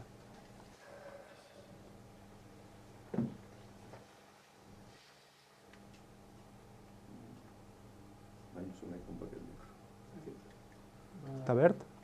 No. No està verd, doncs? Ara, aquest va... Sí, home. donat un altre. És que sense ulleres no anem bé. Sí. Quería comentar, la verdad es una, pero a veces en esa verdad se puede mezclar error. Es el trabajo del diablo, ¿no? El sembrador salió a sembrar, ¿no? Sembró buena semilla, pero dice que vino el maligno y sembró que cizaña en medio de la buena semilla. Me refiero que no es garantía. Bueno, es que yo pues soy adventista, ¿no? Estoy en la verdad, pero cuidado, en esa verdad se puede introducir error. Y a veces pues podemos quedar confundidos y engañados por ese error. A veces según lo que leas, a veces según a quien escuches, en una predicación, etc., puede llevarte a ese error, creyendo que eso es verdad. Entonces, ¿dónde está la verdad? ¿O cómo precaverse de entrar en ese error? Bueno, es a la ley y al testimonio, ¿no? Que todo esté de acuerdo conforme a las doctrinas que hemos aprendido en la Biblia que el Señor nos ha dado. Claro, cuando hay algo, por pequeño que sea, que no va acorde, cuidado, porque eso nos llevará al error sin darnos cuenta. Y ese error nos llevará a otros errores. Y acabaremos que perderemos la verdad. En consecuencia, ¿qué perderás? La salvación. La salvación. Y la unidad. Aquí está. Absolutamente todo. Porque una cosa va ligada con la otra. Por eso hay que tener mucho cuidado, porque si la verdad está mostrada en la Biblia, pero cuidado, hay muchos que pretenden presentar esa verdad, pero está como mezcladita con ese pequeño error sutil que hay que estar muy atento. Y esa atención te la da, pues, ¿qué? El conocimiento, la oración, el Espíritu Santo te dará ese conocimiento, esa atención para no caer en ese error. ¿Por qué digo esto? Bueno, sabemos cómo hay muchos hermanos que han seguido, ¿no?, las verdades que hoy se está dando, la verdad presente, pero que consciente o inconscientemente han entrado en errores pequeños, que les ha hecho tambalearse. Ellos están felices porque se creen que están aún en la verdad, pero dentro de esa verdad que ellos creen que lo es, hay un error que los apartará del Señor. Y que ese error les llevará a otros errores. El mensaje es uno. Eso no podemos olvidarlo. La Biblia solo hay una verdad y es Cristo. Cuando la disfrazamos con otras cosas, puede ser filosofía humana, entonces ya no es la verdad de Cristo pura. Y eso nos llevará a andar en el error y nos llevará a la perdición. No, completamente de acuerdo. Desde luego, todo lo que es verdad es Cristo, porque yo soy el camino, la verdad y la vida. Por lo tanto, todo lo que es verdad es Cristo, todo lo que es verdad es necesario para salvación, porque es Cristo. Es que es un pez que se muerde la cola, es una definición que te lleva constantemente a estar pendiente de si una cosa es verdad o no es verdad, porque si es verdad es Cristo y hay que cogerla, y si no es verdad hay que desecharla. La verdad es Cristo. Entonces, muchas veces se pregunta... No, dime. Recordemos que ya en la iglesia primitiva Pablo incluso tuvo que escribir a muchos hermanos, a Corinto, etc. ¿Por qué? Porque entre ellos se introducían falsos conceptos.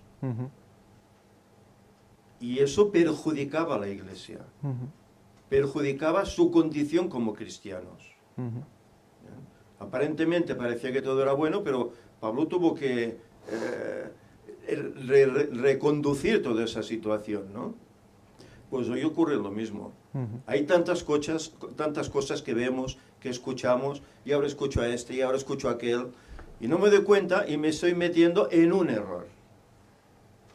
Porque el mensaje, sigo diciendo, es uno. Es uno, la verdad presente es uno. Y no la tienen todos. Luego el que le entienda, ¿no?, lo que estoy diciendo. Sí, no, desde luego. Claro, muchas veces nos preguntan, ¿no?, o dicen, bueno, ¿qué es necesario para salvarte, no? ¿Qué es necesario? La Biblia es suficiente. El Biblia en White. Bueno, ¿es verdad? Yo creo que la pregunta tiene que ser, yo creo, ¿es verdad o no es verdad? Si es verdad, es necesario para la salvación. Es que incluso en las cosas más pequeñas, tú haces una mentirijilla a alguien y ¿estás mostrando a Cristo? No, ya te estás cargando una de las que estábamos hablando antes, conocer a Cristo. Solo por hacer eso, ya no estás en verdad, ya no estás diciendo la verdad, aunque sea una tontería que no tenga nada que ver con la espiritualidad o no tenga nada que ver con la palabra de Dios. Pero tu carácter, tu manera de expresarte, lo que estás diciendo en ese momento ya está separándote de Dios. Por lo tanto, eso es necesario para salvación. Cuando tú le dices a alguien, hola, yo qué sé, algo, y es mentira, cualquier tontería del día a día, ya te estás condenando. Ya eso era necesario para salvación. Por lo tanto, ¿qué es necesario para salvación? Todo lo que es verdad. Por lo tanto, y una cosa muy interesante, hemos ido viendo a lo largo de toda la historia y a lo largo de lo que yo he podido comprobar del cuarto ángel, que es desde que estoy ahí, desde que empezó, que las verdades que se han ido mostrando se han ido entrelazando con el tiempo. Se han ido entrelazando con el tiempo. Y la verdad es una. Y cuando hay verdad, cuando una cosa es verdad y se comprueba que es verdad, llega un momento en el tiempo que se entrelaza con las anteriores. Y eso lo vamos a ir viendo. Todas se complementan. Exacto. Y entonces, esa que no has cogido o que no has aceptado, va a impedir que acabes de comprender la anterior. Y entonces te estancas. Por eso es tan importante. Por eso es tan importante tener claro dónde nos metemos, ¿no? Claro. No sé, por ejemplo, una de estas verdades que la Biblia enmarca en muchas ocasiones, Ellen White la repite hasta la saciedad, es la crisis final, la persecución final, los problemas que padecerá el pueblo de Dios al final. Bueno, hemos visto una serie de los valdenses, ¿no?, las dificultades que pasaron ellos. Y Ellen White y la Biblia menciona que eso volverá otra vez, en un lapso corto de tiempo, pero volverá. Claro, y que luego que se diga, no, es que estas dificultades ya no serán así, ya no pasarán. Ellen White estaba equivocada, la Biblia estaba equivocada, porque lo digo yo que soy no sé quién, ¿no? Pero cuidado, estás yendo contra la verdad bíblica, tanto de la palabra de Dios como del espíritu de profecía, que también es inspirado por Dios. Todo, te lo cargas todo. Aquí está. Entonces, es un error que te llevará pues a otros errores. Bueno, como ya no va a haber problemática, pues bueno, me relajo. Ya no estás en Cristo. Me relajo. Claro. Exacto. Claro, es que todo es esencial. Por eso yo mencionaba lo que he mencionado antes, ¿no? Cree en Él y ya está. Cree en el Padre y en el Hijo y ya está. Ya está, ya es salvo. Ya una vez salvo, siempre salvo y haz lo que quieras. Entonces, si tú no haces verdad, ¿a quién estás mostrando? Así, claro, todo es demasiado amplio y demasiado importante, ¿no?, como para decir, mira, ahora veo eso, pues venga, vamos a abrazarlo, vamos a escucharlo y a ver qué pasa. No, a ver qué pasa. Y mira tu pasado, ¿de dónde vienes? ¿Qué has estado haciendo hasta ahora, no? Sí, quería comentar, bueno, con respecto a lo que hablaba Yusef, de esas verdades mezcladas con 0.001 de mentira, porque actualmente así es. Y claro, no quisiera mencionar ministerios, pero me forza que tengo que hacerlo, porque actualmente estamos hablando cerca de los 6.000 años, ¿no? 6.000 años de pecado que Dios ha dado mediante su palabra y cómo se ha demostrado a través de la Biblia y a través del Espíritu de Profecía lo que son, cuándo empiezan y a dónde termina. Pues hablando de verdades mezcladas con mentiras, actualmente no es es de saber que se están dando unas campañas con el pastor David Gay y con el otro pastor Jeremy Davis, creo que se llama, que bueno, el Jeremy está hablando de acerca de los 6.000 años y bueno, y va entrelazando con que las fiestas y lo va dando todo muy bonito, ¿no? Que los 6.000 años son tal y que el tiempo de Dios es exacto y que el reloj y que Cristo vino en el momento exacto y que bueno, va dando toda una serie de cosas, pero al final acaba diciendo que no se puede saber, ¿no? Porque no se sabe cuánto tiempo Adán vivió antes de la caída para poder determinar cuándo terminan los 6.000 años, que una cosa tampoco tiene que ver con la otra, porque el cómputo empieza en el momento de la caída. Bueno, ahí se lía un poco, ¿no? Luego dice que, bueno, luego ya menciona que en el año 31, que esa cita Elena White no se le debe de tomar como algo, un punto, sino que como una generación, ¿no? Como que era la cuarta generación es lo que marca, porque hay otras citas, no sé qué, no sé cuánto. Bueno, va dando sus argumentos que al final él mismo se va contradiciendo. Y perdón para los que lo siguen, pero es muy contradictorio. Entonces, luego habla de otra argumentación, que si, bueno, el año 31, 2000 años, 2031, dice, ¿cuántos años faltan? 13 años. Y su argumento es que al decir 13 años, bueno, dice, las personas se relajarán y dirán, bueno, me prepararé hasta el último año. Entonces, eso es algo tan ilógico. ¿Cómo puede una persona que se dice seguir a Dios argumentar que los verdaderos cristianos van a hacer ese tipo de cosas? ¿Por qué? Porque en primer lugar no sabes si vas a vivir, si al siguiente minuto vas a estar muerto. Son argumentos estándar. Exacto, son argumentos los argumentos estándar, son argumentos de, vamos a ver, es como eso cuando a veces vamos a buscar el manual de emergencia. Rompes el manual de emergencia y dices, si nos dicen esto, ¿qué hay que decir?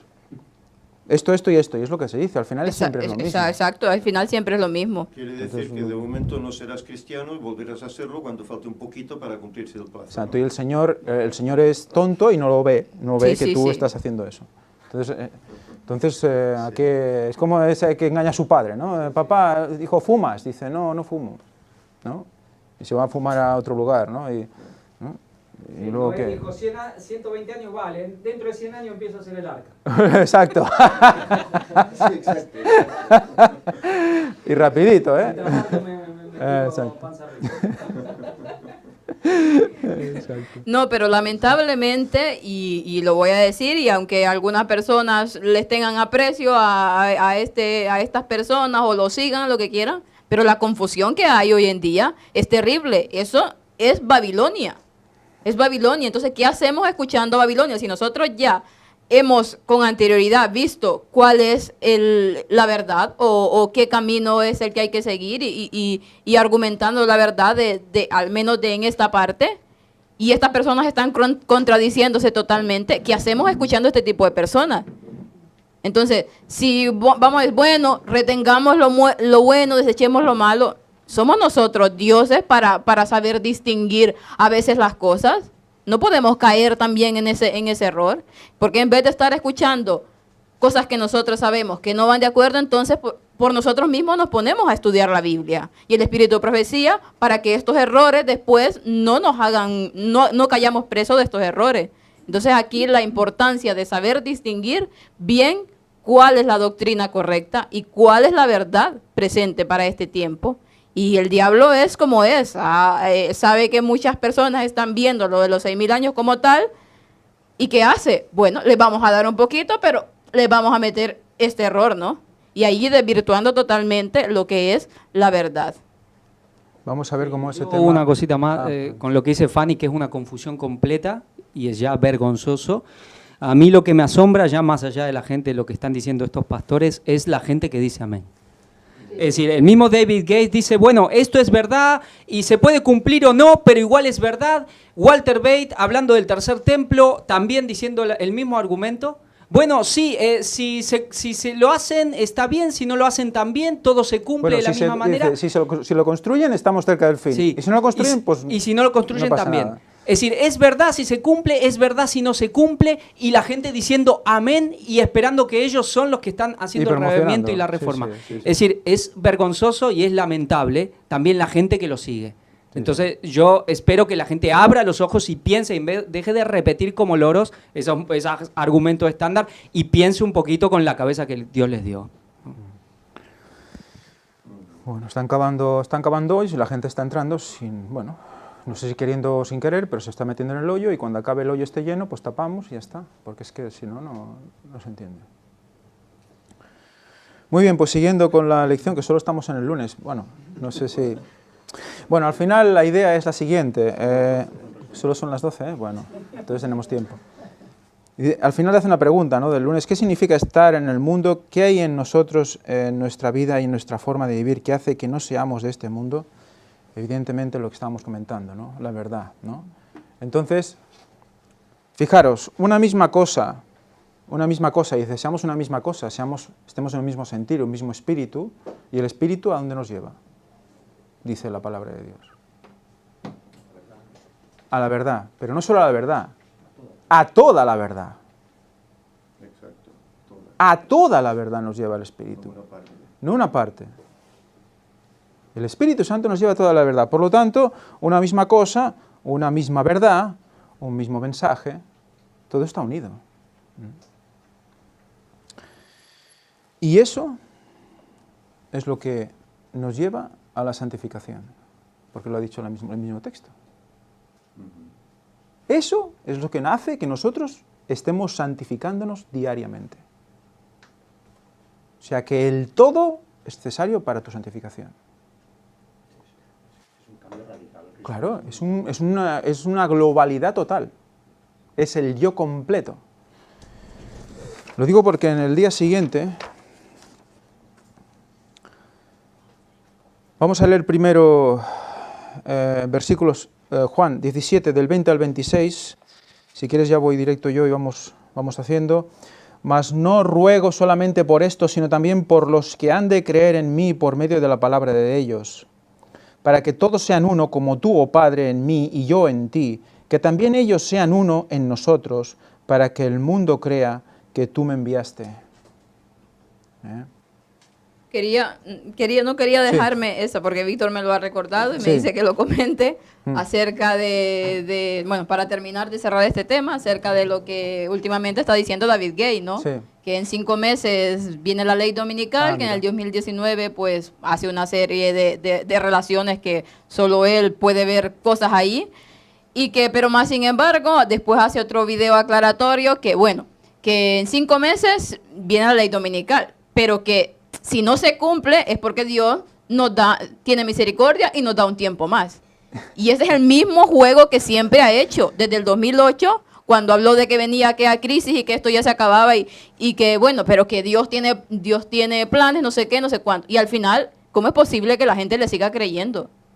No es tirar la piedra y esconder la mano. Bueno, por si acaso yo me lavo las manos como Poncio Pilato y digo esto para que después, si no pasa, pues mira, nadie me diga nada. Pero es una media verdad, porque exacto, a veces Dios actúa así. Se pone en situaciones complicadas y se ora y tal, y a veces eso no se da porque no se da. No es el momento y bueno, pues será más adelante. Pero está cogiéndole un punto para poder mantener a la gente en vilo y tenerla siempre pegada y que no se vayan porque va a haber otra cosa espectacular, no os preocupéis. Y yo no voy a acusarlo porque no lo conozco, no sé, pero sí voy a decir lo que ha dicho después, que dice, bueno, en estos meses que faltan de que empiece la ley dominical, invito a la gente que empiece a vender sus casas, empiece a vender todo y dijo que quiso decir, esté dándose a los ministerios para que la obra pueda seguir. Que la gente que vea juzgue. Madre mía, bueno. Sí, es como si Jesús diciendo, no quedará piedra sobre piedra, pero bueno, si quedan iguales porque Dios da más misericordia, ¿no? Es decir, si no se cumple, no pasa nada. Si se cumple bien y si no, también. Eso es lo que están diciendo, ¿no? Tengo mis principios, ¿no? Pero si no les gusta, pues tengo otros, ¿no? Sí. Tienen las espaldas cubiertas. Sí. Que ya lo hace, y es que ya lo hacen con esa intención, o sea, ya dice, voy a cubrirme por si acaso.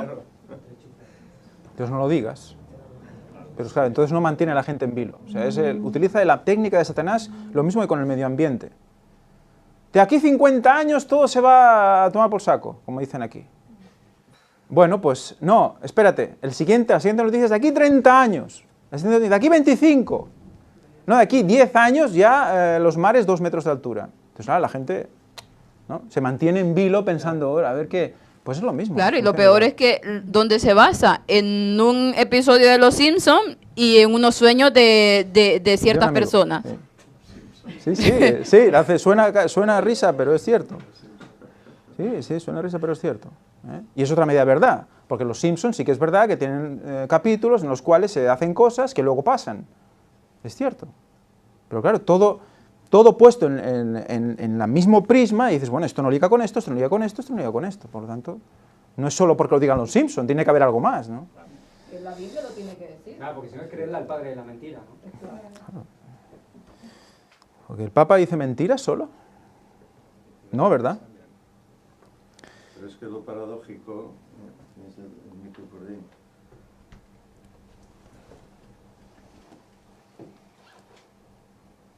Lo paradójico de todo esto es que tanto uno como otro, hablando de estos dos predicadores, cuando iniciaron esas predicaciones ya hace un tiempo, los dos hablaban que los 6.000 años terminaban en 2031. Los dos, que yo lo he escuchado, tanto de uno como de otro. Y en cambio ahora no se definen. ¿Qué ha pasado aquí? Bueno, seguramente pues del toque ese, ¿no?, de las altas jerarquías, a ver qué dices, cuidado, que si la fecha, que si tal, ¿no? Y han ido cambiando. Es triste, bueno, ojalá el Señor permita que vean realmente la luz, la verdad y la expresen, a pesar de los pesares. Pero claro, ¿por qué dijo Elena White? Hacen falta hombres que ni se compran ni se vendan, que sean fieles, como lo es la brújula al polo. ¿Dónde están esos hombres? Porque estos parecían estos hombres, y en cambio han girado la camisa, ¿no? Han cambiado de camisa, ¿no?, como decimos aquí. Y que es triste, ¿no?, por las consecuencias. Me quitarán el sueldo, me echarán, no sé. Vamos Pero a ver. la verdad es una.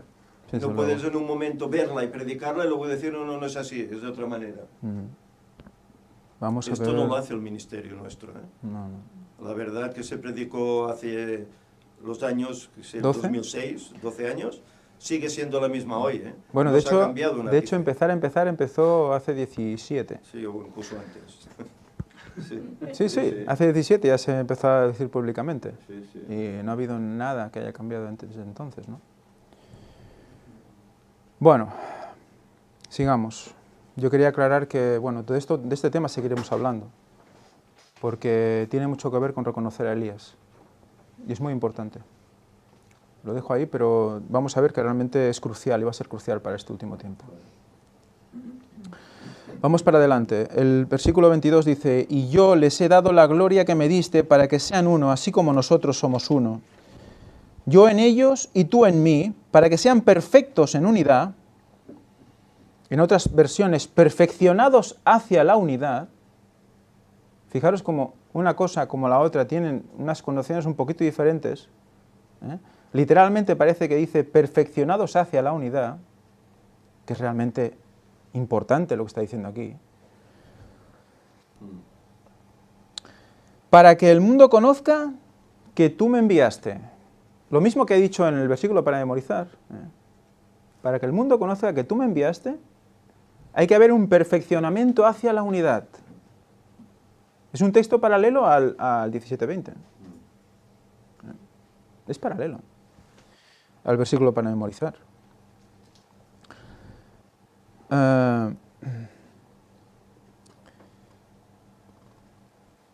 Por lo tanto, unidad tiene que ver con perfección, ¿no? Cuando el Señor dice, sed perfectos como vuestro Padre que está en los cielos es perfecto. Y esa perfección requiere que en nuestro ámbito de acción seamos perfectos, como Él lo es en el suyo, como dice Elena White. ¿Qué nos toca hacer para buscar la perfección? Unidad. Unidad. Unidad en verdad, unidad en mensaje. Un Señor, una fe, un bautismo. Una voz, una trompeta. La que no confunde. Solo una.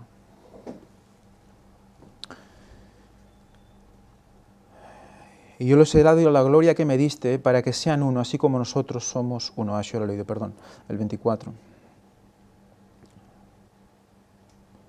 No, el 23.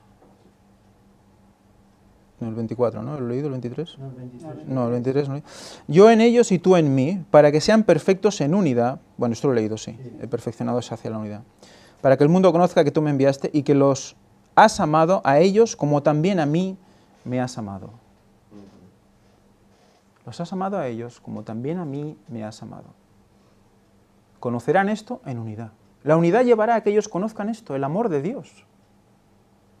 Es muy interesante esto, ¿eh? Por eso Elena White dice que sí, debemos estudiar por nosotros mismos, debemos ser con una cierta independencia porque nosotros dependemos de nosotros. O sea, nosotros, la salvación es personal, ¿vale? Pero también dice que no podemos ir completamente solos, tenemos que estar en unión con los hermanos y compaginar las cosas, ver lo que pasa, lo que has encontrado, si realmente es cierto o no es cierto. ¿Por qué? Porque la unidad es lo que hace la perfección. Y solo así somos amados como Jesús, como a Jesús. Y solo así somos amados como a Jesús, dice la palabra, lo que acabamos de leer. Padre, aquellos que me has dado, otro versículo precioso, otro versículo que realmente es ese ruego hermoso de Cristo, ¿no?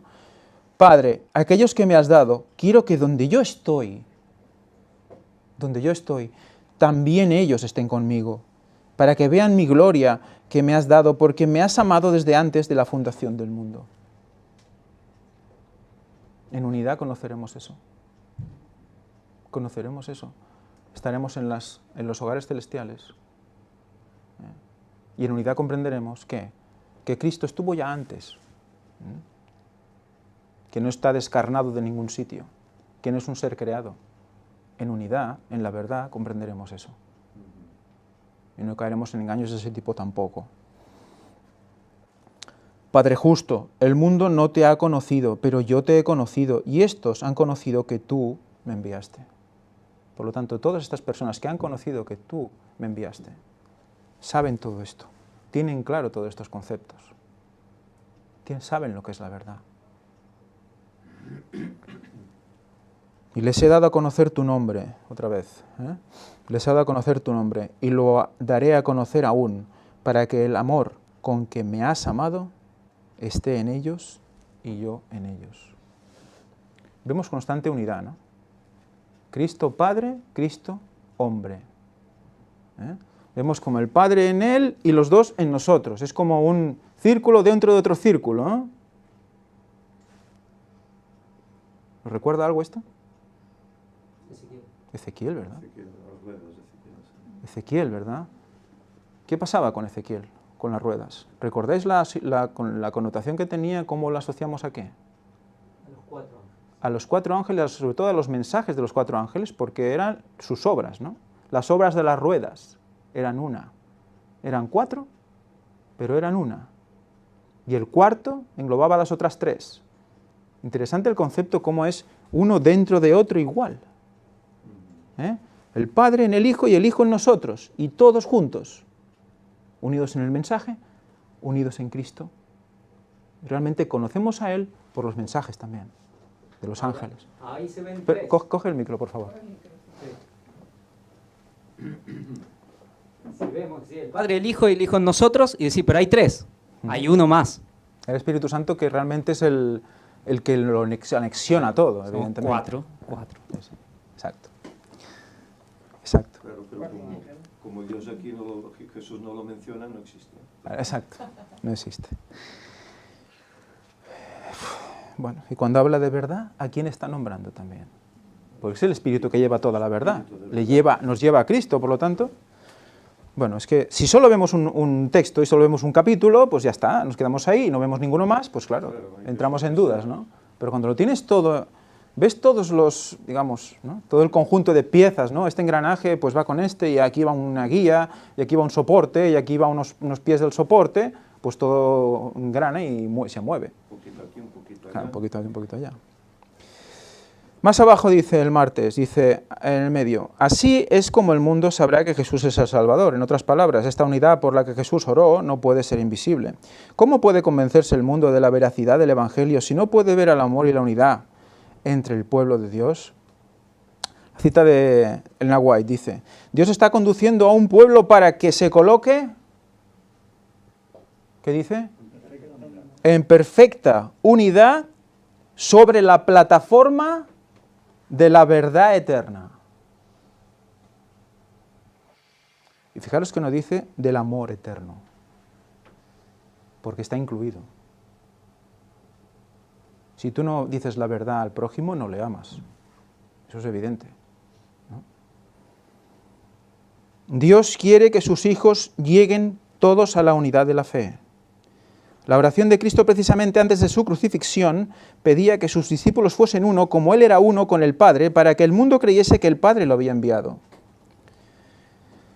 En esta, la más conmovedora y admirable oración, extendida a través de los siglos hasta nuestros días, sus palabras son, mas no ruego solamente por ellos, sino también por los que han de creer en mí por la palabra de ellos.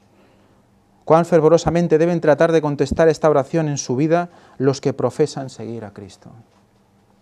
La plataforma de la verdad. Y luego más abajo en la pregunta hay un tema interesante, dice la segunda pregunta, ¿por qué es primordial que cada uno de nosotros tenga cierto grado de muerte al yo? Si queremos que nuestra iglesia esté unida como debería, ¿a alguien le chirría algo? Cierto grado. Muere un poquito. Pablo dice, cada día muero en cierto grado. Sí, exacto. Un poquito. ¿Cómo? O sea, cuando tú oras al Señor y pones todo a sus pies y te levantas de la oración, ¿estás perdonado en cierto grado? Cuando Cristo murió, porque cuando tú te bautizas y vuelves a nacer, y cuando tú oras y te levantas de la oración, representa lo mismo. Cuando Cristo murió, murió por nosotros en cierto grado, porque cuando resucitamos en Él también. Entonces, está diciendo que Cristo no hizo todo el trabajo.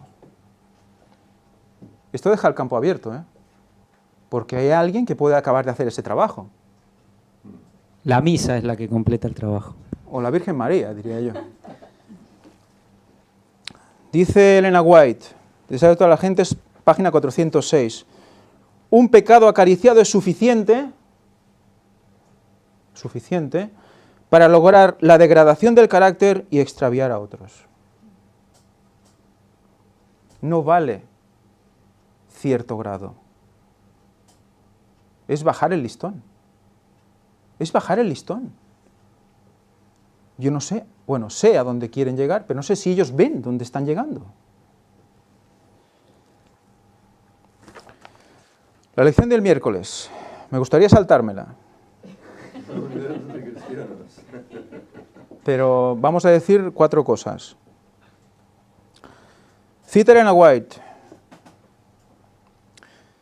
Bueno, podemos leer, bueno, leemos los versículos que nos hace leer primero. Es que se va a alargar un poco la escuela, pero es que... No sé. Está mal. ¿Qué hacen? No, es importante que se dé hasta el miércoles, porque... Marcos 9, del 38 al 41. ¿Es tú, Luis? Marcos 9, 38 al 41.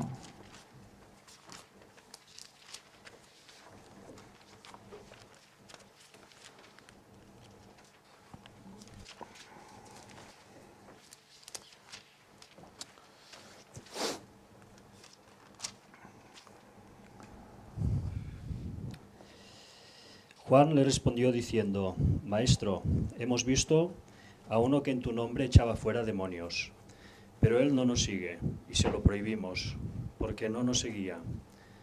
Pero Jesús dijo: No se lo prohibáis, porque ninguno hay que haga milagro en mi nombre, que luego pueda decir mal de mí. Porque el que no es contra nosotros, por nosotros es. Y cualquiera que os diere un vaso de agua en mi nombre, porque sois de Cristo, de cierto os digo que no perderá su recompensa.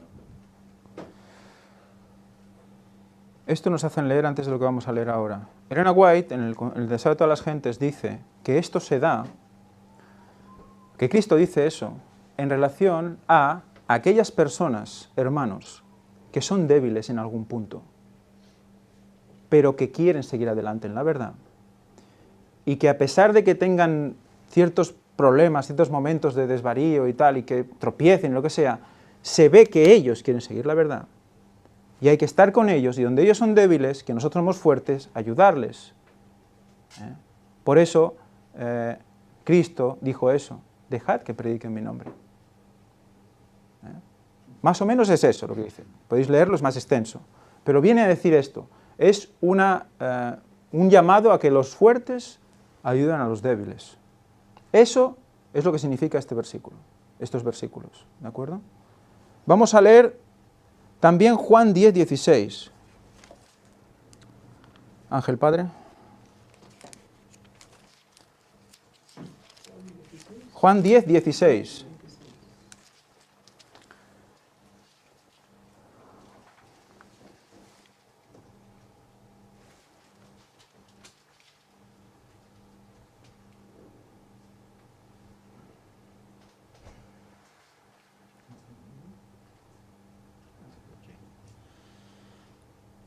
También tengo otras ovejas que no son de este redil. Aquellas también debo traer, y oirán mi voz, y habrá un rebaño y un pastor. Habéis visto lo que significaba en el Marcos, ¿no? No estaba hablando de gente de otro redil, estaba hablando de gente del redil, que intenta hacer lo mejor para Dios. Y aquí está poniéndonos en el contexto de ovejas de otro redil, ¿de acuerdo? Y sabemos que el contexto de esto es evidentemente en Babilonia y pueblo. Pues hay que llamarle para que forme parte de ¿qué? Del rebaño. Pero en la plataforma ¿de qué? Hemos dicho, de la verdad. Dice lo siguiente, los adventistas del séptimo día suelen interpretar que la oración de Jesús, Juan 17, se aplica a la unidad de su confesión eclesiástica. Debemos estar unidos como iglesia para cumplir con nuestra misión de compartir el mensaje de los tres ángeles. Con ese aspecto casi no hay discusiones. Pero, ¿qué sucederá acerca de la unidad con los demás cristianos? Hay palabras aquí que se contraponen por concepto. Unidad con los demás cristianos. ¿Hay demás cristianos? ¿O solo hay cristianos? ¿Quién es un cristiano? ¿Definimos cristiano? ¿A la ley del testimonio? Si no es conforme a esto, no les ha amanecido, ¿verdad? Entonces, ¿hay otros cristianos? ¿Veis el concepto donde está entrando ya? Si crees en Cristo, eres cristiano. Por lo tanto, ya hay muchísimos cristianos a los que hay que buscar una cierta unidad. ¿Cómo debemos relacionarnos con ellos a la luz de lo que Jesús pidió en oración? Sin lugar a dudas, creemos que Dios tiene personas fieles en otras iglesias además de la nuestra. La Biblia también aclara que Dios tiene a sus fieles incluso en Babilonia. Salid de ella. O sea, están diciendo verdad aquí. Salid de ella, pueblo mío, para que no seáis partícipes de sus pecados, ni recibáis parte de sus plagas. Está como una pequeña contradicción. ¿Cómo buscamos la unidad si de salir de ella? ¿No? Al mismo tiempo, según el libro de Apocalipsis, existe una apostasía entre los que profesan el nombre de Cristo y en los últimos días muchos cristianos falsos se unirán entre sí y con el Estado para provocar la persecución representada gráficamente en Apocalipsis 13, del 1 al 17. Por lo tanto, los adventistas siempre han sido muy cuidadosos al participar en llamados a la unidad con otras iglesias, como se observa en el movimiento ecuménico. Súper cuidadosos, porque no han ido al Consejo Mundial de Iglesias ni nada por el estilo. Ni tampoco han ido a recibir premios del Papa, ni nada por el estilo. Han sido súper cuidadosos. Entonces, ¿cómo deberíamos relacionarnos con otras confesiones religiosas? Y fijaros qué cita de Elena White ponen para justificar todo lo que han hecho hasta ahora, supongo. Y todo lo que tienen pensado hacer. Es un párrafo, ¿eh? Cuando el agente humano somete su voluntad a la voluntad de Dios, el Espíritu Santo impresionará los corazones de aquellos a quienes ministra. Me ha sido mostrado que no debemos rehuir a las obreras de la Unión Pro Temperancia de Mujeres Cristianas. Uniéndonos con ellas en defensa de una total abstinencia, no cambiamos nuestra posición en cuanto a la observancia del séptimo día. Y podemos demostrar nuestro aprecio por su posición en cuanto al tema de la temperancia. Al abrir la puerta e invitarlas a unirse con nosotros en el asunto de la temperancia, nos aseguraremos su ayuda en lo que atañe a la temperancia, y ellas, al unirse con nosotros, oirán nuevas verdades, las cuales el Espíritu Santo está esperando impresionar en sus corazones. ¿Cuál era el motivo de esta unión? La temperancia. Y predicar. Impresionar sus corazones. ¿Eso es lo que se está haciendo? ¿Se están impresionando sus corazones? ¿O se están impresionando nuestros corazones? Porque fijaros dónde va la cosa. Aunque esta cita estaba abordando un problema específico en un momento específico, proporciona principios que podemos seguir con respecto a cómo lo relacionamos con los demás cristianos. ¿Vale? ¿Quieres hablar? Javi, ¿quiere hablar? Sí, además hay que ver una cosa, el trasfondo. En esa época no había por detrás un movimiento ecuménico. Era sincera el movimiento este. Ahora, todo esto, inclusive cadenas de oración y todas estas cosas que se nos llama a estar todos juntos, el trasfondo es perverso, es un ecumenismo. Se utilizan buenas causas para llevarnos todos al papado. Ahí no era eso.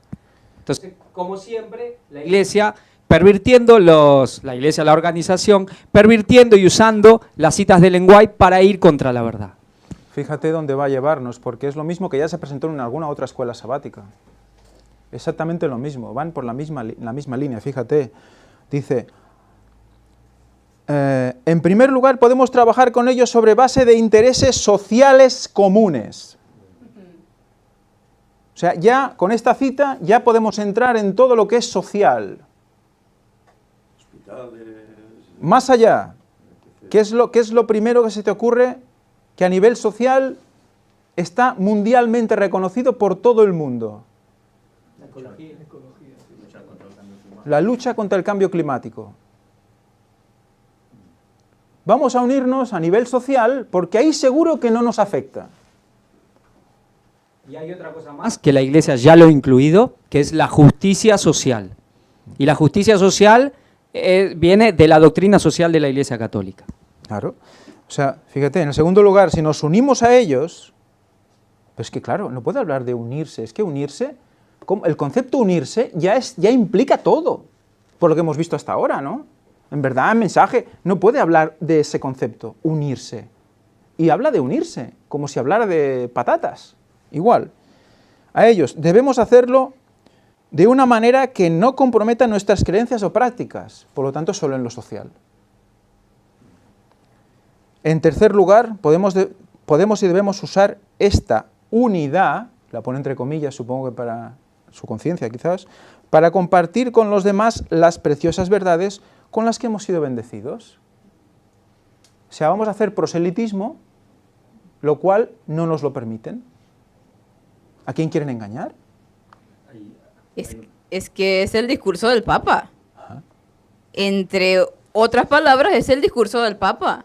Con el movimiento ecuménico. Fijaros porque, Hay una entonces... Perdona Ángela, hay una expresión solo para que define esto, que además es católica, que dice repicar y estar en misa, ¿no? Sí, misa y repicando. Estamos en Pues misa esto es lo y mismo. repicando. Esto es lo mismo. Sí.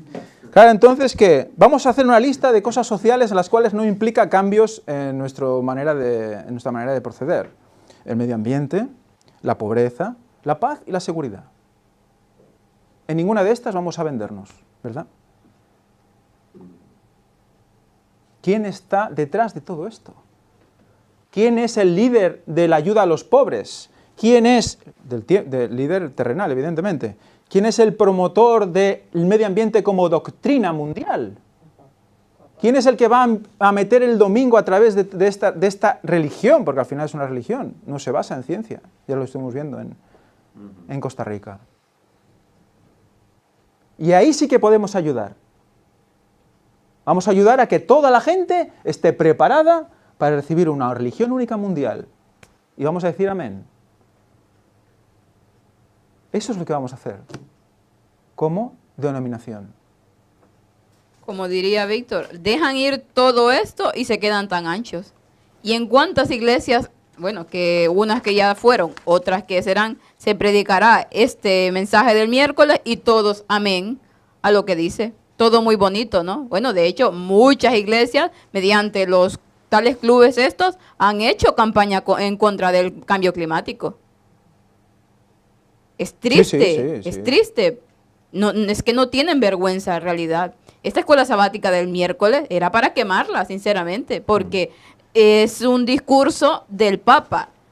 No hacer caso, unirnos en las cosas comunes, en las cosas que tenemos parecidas, y lo otro dejarla a un lado. Es el movimiento ecuménico. Entonces, ¿qué es? El mismo mono, nada más que en distintas ramas. Lamentablemente, pero así es.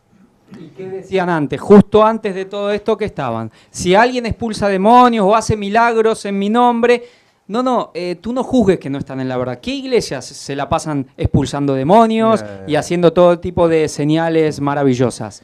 Exacto. No, ellos son tan cristianos como nosotros. Esa es la historia. O sea, cogen un texto bíblico, lo ponen ahí en medio, se saltan en la white, se saltan lo que quiere decir Cristo con todo esto, y así vamos más rápido. Y la gente ni se plantea qué está significando ese texto bíblico. Y como hay ovejas en muchos sitios, pues hay que ir a por ellos. O sea, cuando estemos ahí en medio de la ONU y estemos ahí votando todos, ¿verdad? Podremos cambiar el mundo y parar las profecías, como algunos han dicho también. Podemos parar la ley dominical también.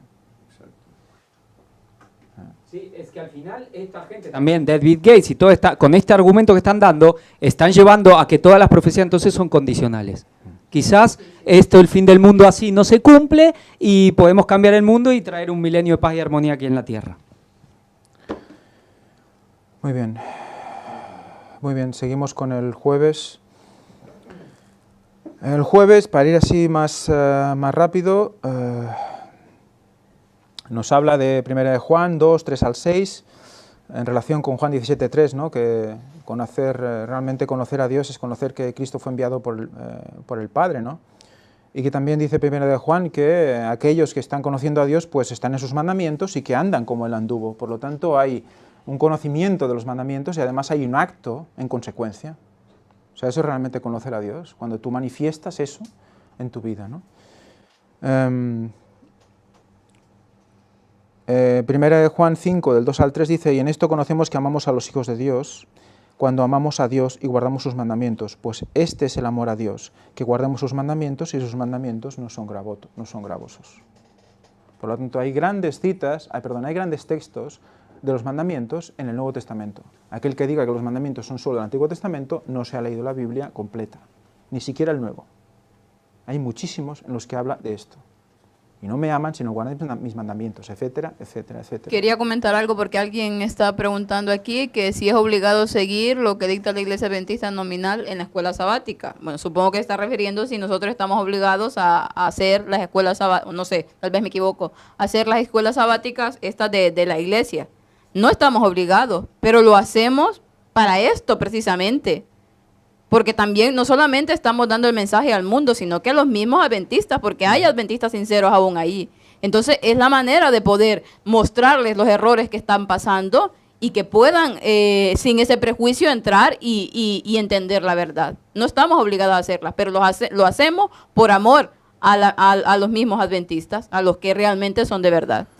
Si han estado siguiendo los temas y las escuelas sabáticas, han tenido que ir viendo una especie de coincidencias espectaculares entre los temas que se han sacado en la escuela sabática, que nosotros no los controlamos, con los temas que van saliendo en las diferentes predicaciones.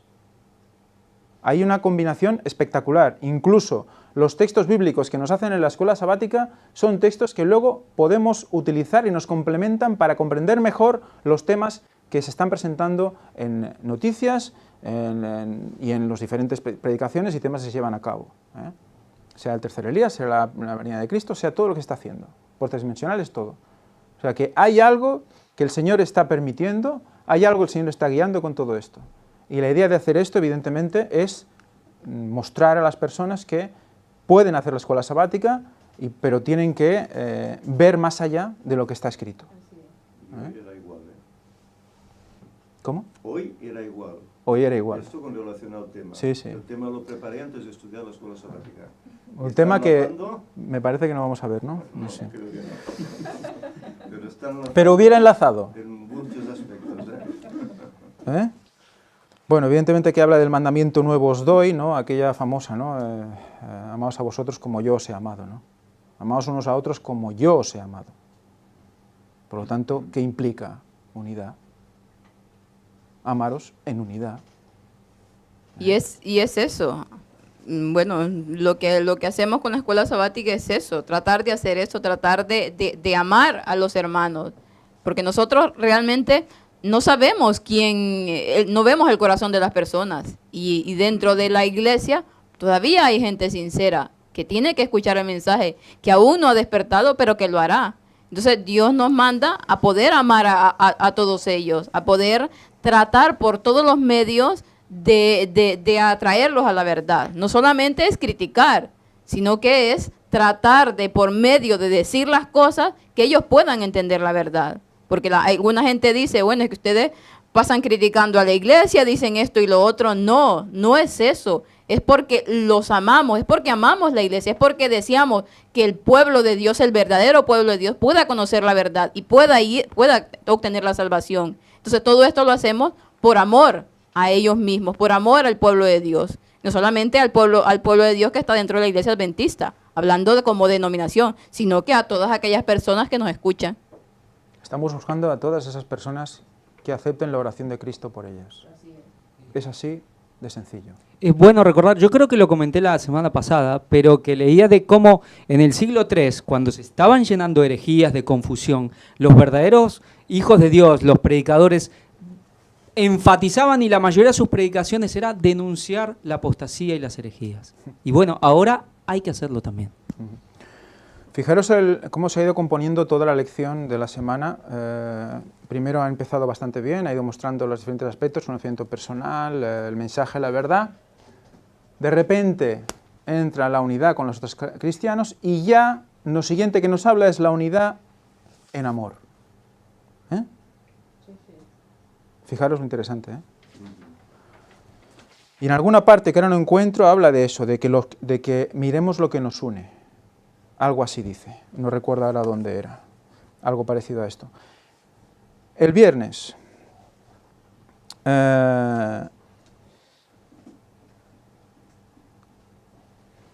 define lo que es una iglesia universal.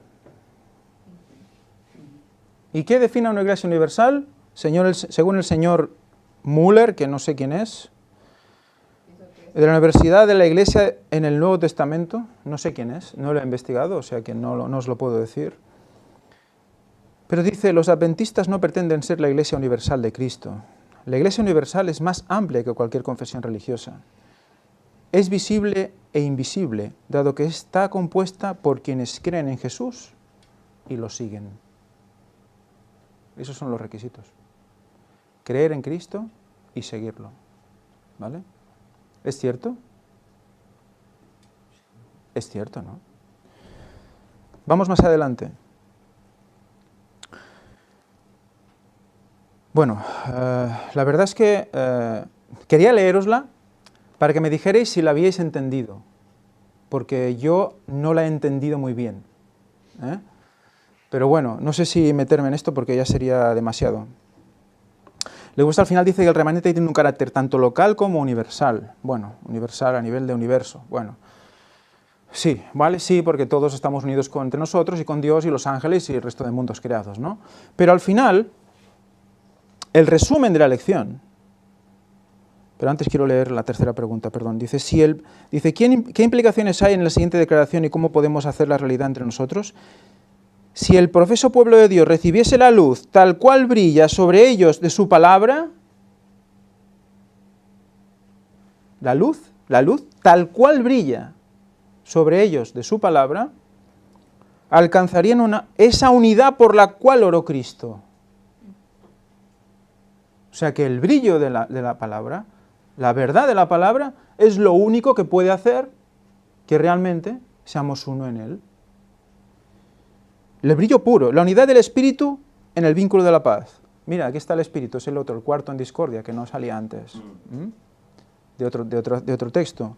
Dice, hay un cuerpo y un espíritu, como fuisteis también llamados en una misma esperanza de vuestra vocación, un Señor, una fe, un bautismo.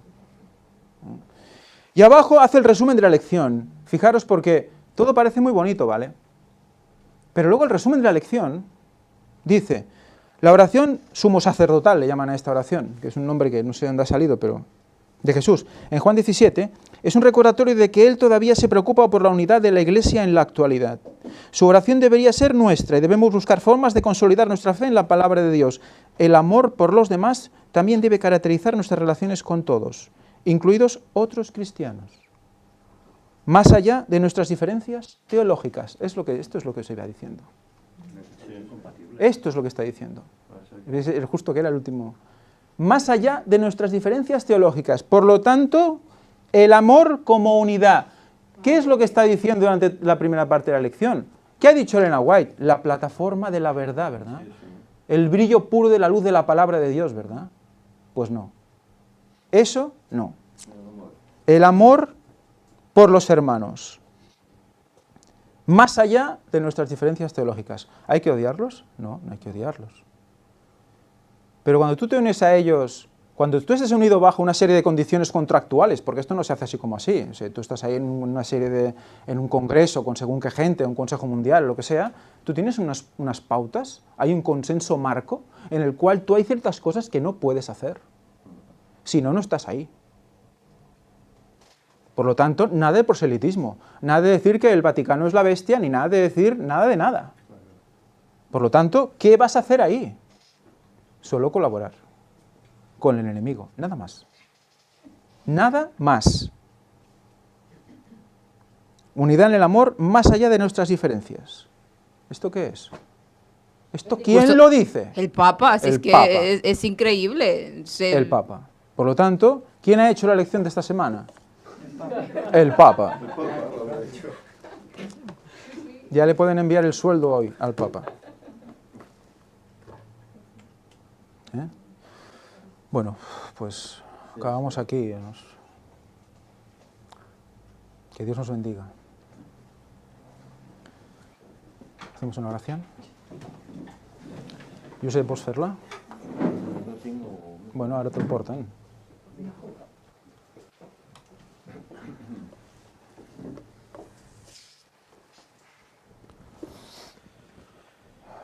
Señor y Padre, te damos gracias porque has permitido esta reunión en tu día santo aquí en este lugar. Gracias, Señor, por las visitas que tenemos hoy entre nosotros. Te pedimos tu bendición sobre ellos. Te agradecemos, Señor, porque por medio de tu palabra, no de la lección, podemos ver cuál es la auténtica verdad. Sabemos cómo tu pueblo, el pueblo oficial, el pueblo adventista, ya no anda conforme a esos inicios, en esas épocas cuando se instituyó como iglesia organizada. Sabemos cómo el enemigo está haciendo su trabajo y sabemos cómo se están cambiando dogmas, ideas, y se está buscando esa unidad ecuménica con los demás, en teoría, hermanos. Señor, tú has levantado este ministerio para denunciar estas cosas, para decir que sí que hay que buscar unidad, pero en la verdad, no en propósitos humanos. Te rogamos, Señor, que tú abras la mente de todos los feligreses que hay en tu pueblo, para que vean, para que oigan las predicaciones que allí se hacen, para que vean cómo realmente y sutilmente están siendo engañados, para que salgan de ese error, para que abracen la verdad presente de hoy. en vez de ridiculizarla como se está haciendo, para que de esta forma muchos puedan añadirse a este grupo que predica lo que hay que predicar en estos días, para que de esta forma otros muchos hermanos o no hermanos puedan conocer esta verdad y vivirla. Señor, ayúdanos a estar fuertes. Ayúdanos porque sabemos que habrá asaltos por todas partes y en un futuro incluso físicos. Pero te ruego, Señor, que tú nos ayudes a ser fuertes, como lo fueron tantos a través de la historia, que prefirieron morir por Cristo que no renegar de su verdad, de su fe. Señor, ayuda a tu pueblo, ese pueblo que debe dar ese mensaje, pero que está confuso. Ayúdale para que comprenda, para que vea, y para que así todos unidos hagamos tu voluntad, predicando el mensaje que toca para hoy, para que este mundo comprenda, vea, y sean muchos los que se preparen, aunque por las dificultades tengan que ir al descanso. Señor, sabemos que tú quieres el bien de todos, pero el diablo procura el mal. Y como nuestra mente está debilitada a causa del pecado, pues sin querer a veces cedemos a esos engaños satánicos sutiles. Señor, que no sea así, que nuestro objetivo, nuestro anhelo sea estudiar tu palabra, para llenarnos de ella y saber dónde está realmente la verdad, para que así el enemigo no pueda engañarnos. Y que prediquemos a tiempo y a destiempo, digan lo que digan, o bien o mal, que hagamos tu voluntad, Señor. Prepáranos para ese encuentro con Jesús, que esta tu verdad nos santifique, que el Espíritu Santo trabaje en nuestros corazones y nos ayude, Señor, a ser como tú deseas y sobre todo instrumentos en tus manos para terminar la obra. Cristo vendrá muy poco. 2031 Jesús vendrá a buscarnos y Él quiere ver un pueblo dispuesto. Señor, que nosotros podamos estar allí si es tu voluntad, en ese grupo, pero que a la vez muchos de esos hermanos que están aún fuera, que tienen que salir de esos lugares, aun que estén dentro, Señor, que puedan ver esa verdad y estar también allá. Que tu paz quede con nosotros.